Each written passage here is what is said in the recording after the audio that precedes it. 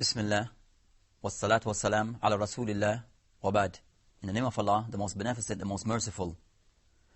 Again, welcome, and I'm Omar Jamaykee, and we've been discussing some aspect of affairs that weakens one's Iman. And we've been now covering concerning another thing that influences one's Iman in a negative way. And this is one being distant, or a person not having a close relationship with the scholars of Islam. So these are the things that can affect one's Iman in a negative manner, where one does not have any relationship with the ulama. As the Prophet, peace be upon him, has said, that the ulama, warathul anbiya, that the ulama, the scholars of Islam, the bona fide scholars of Islam, they are the ones who are the inheritors of the Prophet. So the scholars, they have this special rank and place, as they are the people who truly fear Allah. Indeed, those who truly fear Allah properly are those who possess knowledge, the scholars. So having a good relationship, referring back to the scholars, looking at their example, taking information from them, it also strengthens one's Iman. And when someone turns away from the scholars, does not have any relationship with them, then it weakens one's Iman, one's faith. As now one is left to understand Islam upon one's own accord, without others to assist him, and more so those who are skilled in Islam, those who are qualified in Islam.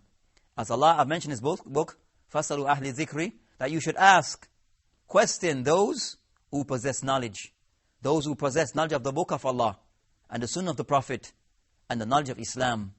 So the Muslim have to ensure that he has a love for these people, as they are the ones who have succeeded the Prophet, and they show that they have a high position in Islam.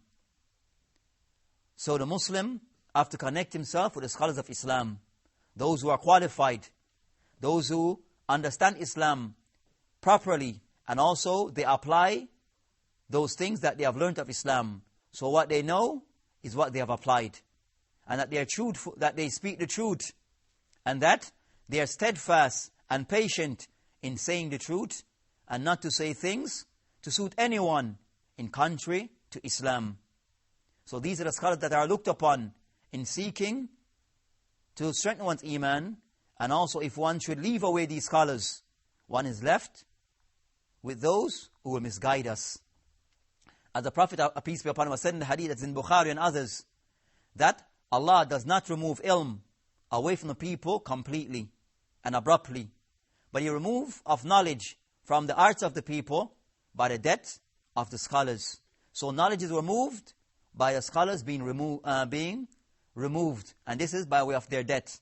Until the people, they are left without scholars, and they take ignorant leaders, and when they ask of these ignorant people affairs of Islam, these ignorant leaders, they misguide those questioners, and also they themselves are misguided. So Islam, it ensures that a person has to be keen concerning going back and referring to the scholars, benefiting from them, as they are the ones who guide to the help in guiding to the right path. And breaking this connection, it leaves one to seek from those who are ignorant, that would lead one astray, lead one away from the correct path of Islam. So the Muslim have to ensure that in protecting his Iman, he has a good connection of those who are the proper scholars of Islam in every time, and especially those who are the proper ones in the time that he is living. So he can benefit from their knowledge, benefit from their rulings, based upon proper sources of Islam. And with a person, he has to also be able to distinguish those scholars who are correct, those scholars who follow a correct method of Islam, and not those who are upon misguidance. As yes, you find some scholars who their information needs to be reviewed correctly. The method they follow is not correct. And yes, there's also those, by the grace of Allah, who are upon the correct way. So these are the ones that we should try to connect ourselves with, wherever they may be upon this earth, as they are the source of guidance after the death of the Prophet, peace be upon him. So the Muslim have to ensure this connection is made. As Allah subhanahu wa ta'ala mentioned, that He has raised in rank, Allah subhanahu wa ta'ala raised in rank those who believe. And also He has raised in a higher rank those who possess knowledge.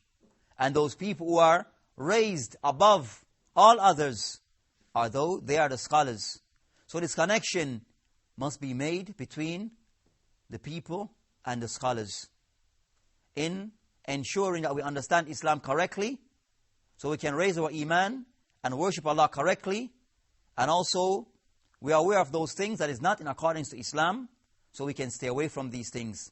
But this, it requires people who are qualified, people who are sincere to Allah, and people who speak the truth regardless, not speaking and giving rulings that is in line with those who may have a corruption in their Islam, those who want to follow their own desires. So these so-called scholars, they give them rulings that are suitable to them. So the Muslim has to ensure that he has a good connection with the scholars of Islam, so as he can have clarity regarding his religion. And he has been directed by Allah, فَاسْأَلُوا أَهْلِ ذِكْرِ, that one should ask, one is commanded to ask those who know, as this will help to increase one's knowledge. And seeking from those who do not know will only lead to misguidance. As the hadith of the Prophet mentioned, that they will take for leaders those who are ignorant, and they'll ask them regarding Islam, and they'll be misguided. And this misguidance, it is a thing that causes one Iman to decrease. When asking those who are not qualified, those who are not suitable to give answers, we receive answers that are not the proper answer. So the person, he falls into misguidance.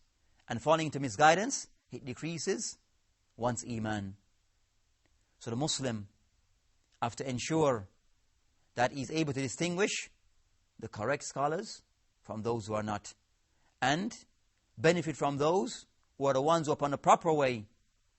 So he may have a clarity regarding his Islam, as this is the objective of the life of a Muslim, to practice Islam in the correct manner, seeking to strengthen his Iman, and also seeking to know those things that is of disobedience to Allah, so one may avoid them.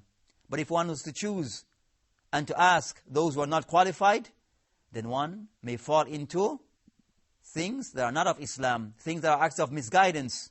And with this, one Iman becomes weakened. One start to gravitate towards act that seems in line with one's desire. And one will also ask from those who will give him ruling that will suit one desire, and more so one vain desire that is in accordance to things that are disobedience to Allah. So one has to ensure that one's connection is made to scholars who are properly qualified.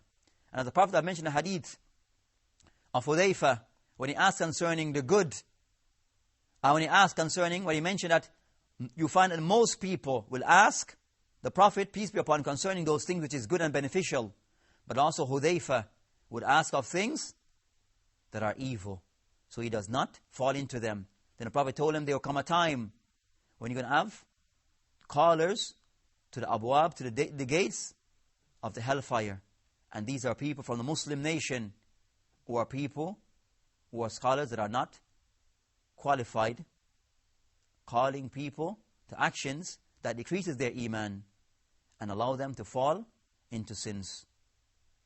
So these are another thing, another aspect of those things that weakens one Iman. Assalamu alaikum wa rahmatullah.